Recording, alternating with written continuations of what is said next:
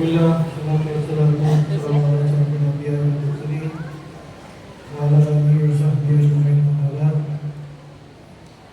Pertama-tama marilah kita mengucapkan puji syukur kepada Allah Subhanahu wa taala karena malam ini kita masih diberikan umur yang panjang sehingga lalu pula mengucapkan salam kasih kepada Muhammad sallallahu alaihi wasallam, nabi dan rahmatan lil alamin. Sebelum kita mendengarkan ceramah agama pada malam ini, seperti biasanya kita mendengarkan dulu laporan keuangan Ahmadiyah Negara. Pertama, untuk hari ke-13 Ramadan banyak 70.983.000 rupiah. Adapun pemasukan tarawih 2.616.000 rupiah. Pemasukan subuh 2.368.000 rupiah. Jadi jumlah pemasukan 4.984.000 rupiah. Sekali lagi, pemasukan tarawih dan subuh sebanyak 4.984.000 rupiah. Jadi saldo Amaliyah Ramadan hari ini tanggal 24 Maret 2024 sebanyak 75.967.000 rupiah. Kami ulangi, 75.967.000 rupiah. Penyampaian selanjutnya yang insya Allah akan tampil pada malam ini dalam kategori ceramah anak Adinda Ditya Ali Adani.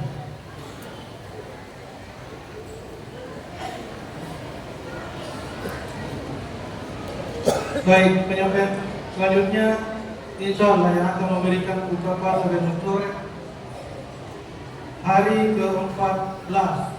Yang pertama, Haja Suryani Mukhtar. Kedua, Haja Erna Haji Tahir. Ketiga, Rahmia Budin. Keempat, Tina Khairul. Kelima, Haja Ani Bergerani. Keenam, Risma Ondong. Ketujuh, Haja Semi Basri. Kedelapan, Sartia Liciaras. Kesembilan, Haja Nadia Irwan. 10, Nur Hayati Hajianto. 11, Hajawati Rahman. 12, Rohana Rustam. 13, Asniati Darman. 14, Rohana Jukri. 15, Dempati Dempata. 16, Nurbaya Pion. 17, Ayu Agusna Andi Burhan. 18, Bu Lasri.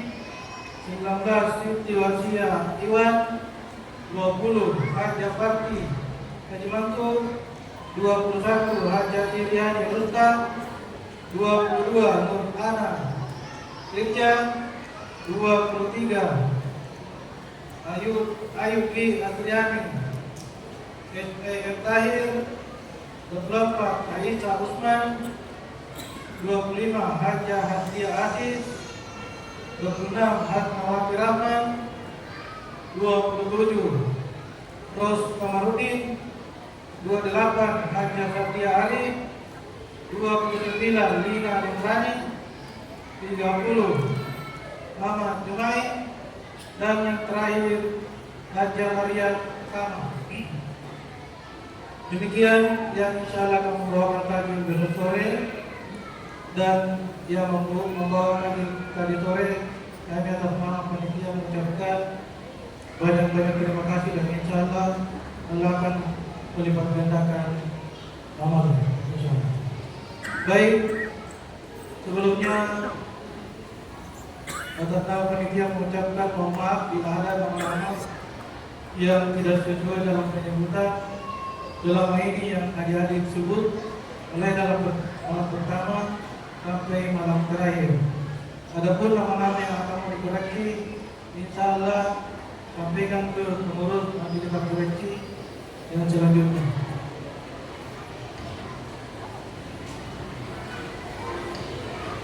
Pengumuman yang terakhir, insya Allah kami sampaikan kepada Bapak Ibu bahwa insya Allah besok sore kita ada kedatangan tamu dari Kapolda Papua.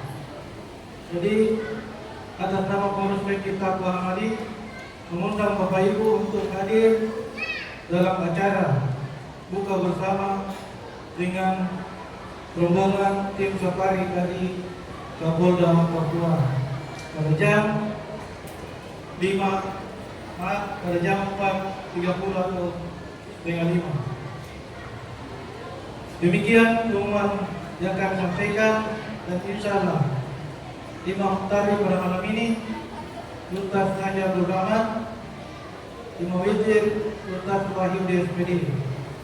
Baik, yang akan membawakan ceramah pada malam ini adalah peserta dari lomba ceramah adik Ditya Ali Wardani, yaitu Bapak Dr. Muhyiddin FJ Emsol. Demikian beberapa penyampaian. Akhirul kalam. Assalamualaikum warahmatullahi wabarakatuh. Kepada adik, waktu 5 menit. Terima kasih.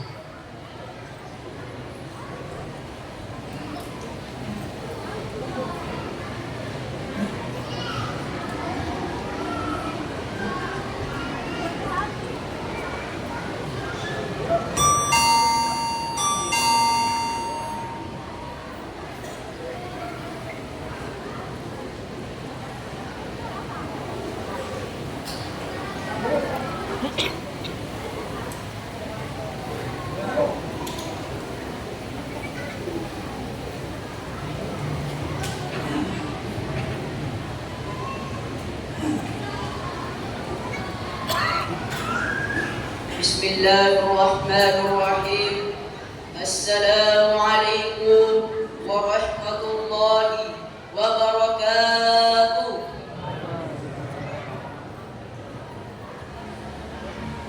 Alhamdulillah alladzi ja'ala as-sakinata fi qulubil mu'minin. Wassalatu wassalamu ala asyrafil anbiya'i wal mursalin wa ala alihi wa sahbihi ajma'in. Amma ba'du. Alhamdulillah, pertama-tama dan yang paling utama, marilah kita menyampaikan rasa syukur kehadirat Allah Subhanahu wa taala atas segala rahmat yang diberikan kepada kita, baik nikmat kesehatan, nikmat kekuatan maupun nikmat kesempatan. Sehingga pada kesempatan yang mulia ini kita masih dapat bertatap muka di tempat yang mulia ini. Salawat beserta salam atas pangkuan Nabi besar kita Muhammad sallallahu alaihi wasallam. Nabi yang berjuang selama 23 tahun, 13 tahun di Mekah, 10 tahun di Madinah, hanya untuk menegakkan kalimat tauhid, yaitu La ilaha illallah Muhammadar Rasulullah. Kaum muslimin dan muslimat yang diridhoi Allah Subhanahu wa taala. Alhamdulillah, pada kesempatan yang berbahagia ini, perkenankanlah saya dari Pondok Pesantren Darul Quran wa Da'wah Argapura, Kota Jayapura, untuk menyampaikan sebuah ceramah yang berjudul Reformasi. Sekali lagi, reformasi. Reformasi terbesar adalah reformasi yang dilakukan oleh baginda Nabi besar kita Muhammad sallallahu alaihi wasallam.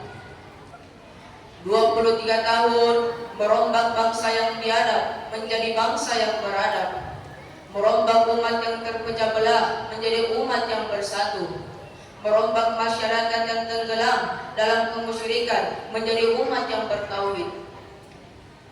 Reformasi apakah yang dilakukan oleh baginda Nabi besar kita? Dan apa hubungannya dengan kita sekarang ini? Inilah yang akan saya sampaikan pada kesempatan yang mulia ini. Lalu saya tanya lagi, orang tua kita dahulu senjatanya apa? Bambu runcing kan? Jenderal mana mau taruhan? Bambu runcing merdeka melawan tank, bambu runcing merdeka melawan meriam, bambu runcing merdeka melawan tentara profesional yang terlatih dengan baik. Menurut logika tidak mungkin, menurut kebiasaan tidak bisa. Namun esoknya negara kita merdeka. Lalu para pendiri bangsa ini dengan jujur mencantumkan mukaddimah Undang-Undang Dasar 1945. Kalimat yang berbunyi, dengan berkat rahmat Allah yang Maha Kuasa. Saya yakin kalimat ini bukan kalimat lipstick dan not decoration only.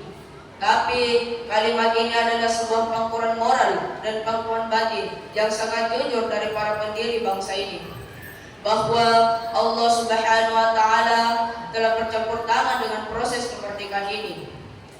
Kalau tidak, maka tidak ada ceritanya bambu runcing merdeka melawan tank. Bahkan Al-Quran memulai kalimatnya yang berbunyi, وَجَعَلْنَاكُمْ شُعُوبًا وَقَبَائِلَ لِتَعَارَفُوا. Artinya, kami menjadikan kamu berbangsa-bangsa, bersuku-suku, agar kalian saling kenal mengenal. Hadirin dan hadirat yang dirahmati Allah Subhanahu wa Ta'ala. Oleh karena itu, perjalanan penegak keadilan masih panjang jalannya. Tidak lurus bertaburan bunga, menanjak menurun penuh onak dan duri. Namun, seperti yang dikatakan oleh tokoh yang masih Napoleon katanya, kalau ada 1000 penegak keadilan, maka saya satu dari yang 1000 itu. Kalau ada 100 penegak keadilan, maka saya satu dari yang 100 itu. Namun, kalau ada 1 penegak keadilan, sayalah yang 1 itu. Demikianlah cermat singkat yang dapat saya paparkan. Semoga ada manfaatnya bagi kita semua dan dapat dijadikan pedoman di kala sesat, senter di waktu gelap, dan payung berteduh di kala hujan. Amin ya rabbal alamin. Wabillahi taufiq wal Qur'an wa taqwa. Summa assalamu alaikum warahmatullahi wabarakatuh.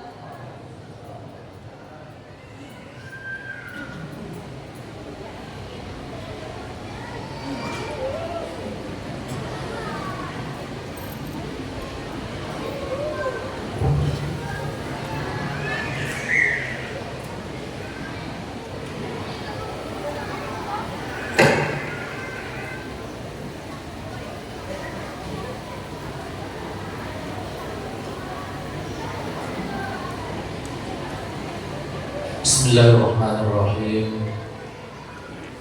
Assalamualaikum warahmatullahi wabarakatuh.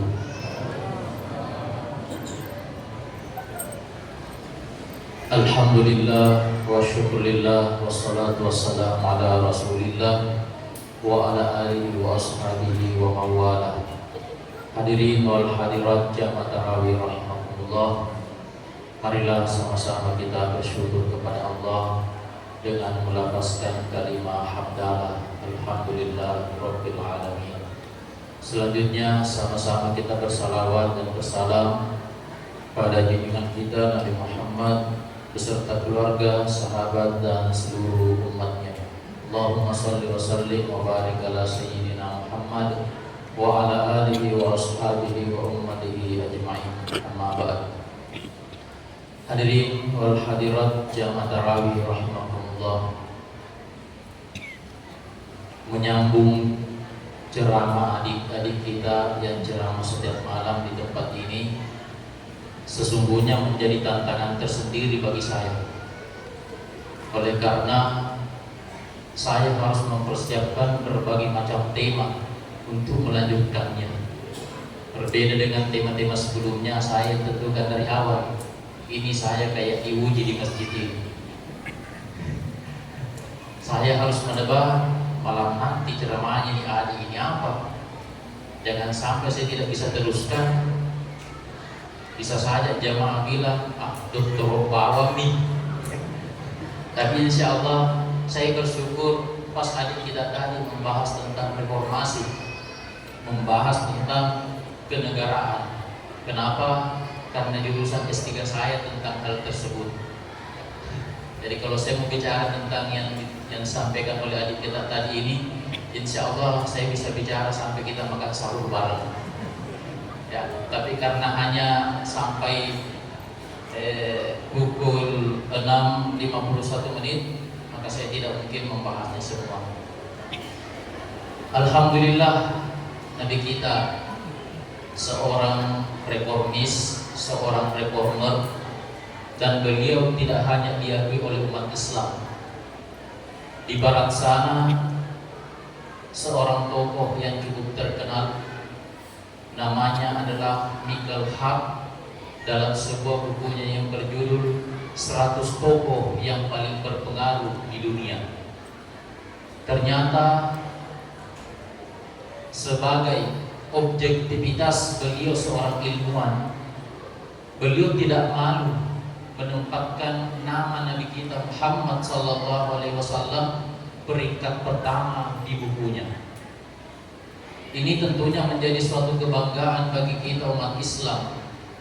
Oleh karena ternyata sosok pimpinan kita, sosok Nabi kita, sosok Rasul Allah Subhanahu wa Ta'ala yang menjadi panutan kita, ternyata bukan hanya kita umat Islam, kita umat Muslim yang mengakui keluar biasaan perjuangan beliau, akan tetapi sampai orang-orang barat sana mengakui apa yang telah beliau perjuangkan dalam kehidupannya. Beliau telah merubah manusia seperti umpamanya Umar bin Khattab. Umar bin Khattab itu pernah ditemukan suatu ketika sementara menangis tiba-tiba tertawa, sementara tertawa tiba-tiba menangis. Akhirnya ada salah seorang yang tanya, Umar, ada apa gerangan? Kenapa engkau seperti demikian? Apa kata Umar bin Khattab? Saya mengingat ketika saya belum mengenal Islam, ketika saya belum masuk Islam, di mana pernah suatu ketika saya membuat patung yang terbuat dari adonan roti. Lalu kemudian adonan roti itu saya bawa kemana-mana. Patung itu saya bawa kemana-mana, dimanapun saya pergi. Hingga ketika saya sampai di tempat tujuan saya, patung yang saya buat dari adonan roti atau terbuat dari roti ini saya sembah. Tapi kemudian ketika sementara saya menyembahnya, tiba-tiba perut saya terasa sakit karena lapar. Maka saya pun mengambil satu persatu anggota tubuh dari Tuhan yang saya buat sendiri. Saat lapar saya ambil tangan kanannya, belum cukup saya ambil tangan kirinya. Masih terasa lapar, ambil tangan kanannya, kaki kanannya, lalu kemudian disusul kaki kirinya, lalu kemudian kepalanya, hingga kemudian Tuhan yang saya sembah hilang tangannya, hilang kakinya, hilang kepalanya. Itulah kata Umar bin Khattab yang membuat saya tersenyum. Lalu kemudian apa yang membuat Umar tertawa? Apa yang membuat Umar sampai bersedih? Kata Umar bin Khattab, oleh karena saya mengingat suatu ketika istri saya melahirkan seorang anak perempuan. Lalu kemudian karena pemahaman saya pada saat itu perempuan adalah manusia hina, perempuan adalah sebab datangnya musibah dalam hubungan rumah tangga, maka kemudian anak perempuan saya itu saya kubur hidup-hidup. Begitulah dulu orang-orang kafir jahiliyah. Bahkan mohon maaf, perempuan-perempuan pada saat itu yang kebetulan kedatangan tamu, bahasa halusnya atau bahasa kasarnya sedang menstruasi atau datang bulan. Bagi masyarakat jahiliyah pada saat itu, perempuan-perempuan yang menstruasi itu ditempatkan di belakang rumah. Jadi ada semacam kandang ayam yang dibuat oleh para kaum laki-laki, yang apabila istrinya menstruasi, si perempuan tersebut atau si istri tersebut dimasukkan ke dalam kandang, lalu kemudian dilarang masuk ke dalam rumah. Kenapa bisa seperti demikian? Oleh karena pemahaman masyarakat jahiliyah pada saat itu menganggap perempuan yang mens itu bisa mendatangkan musibah di dalam rumah tangga.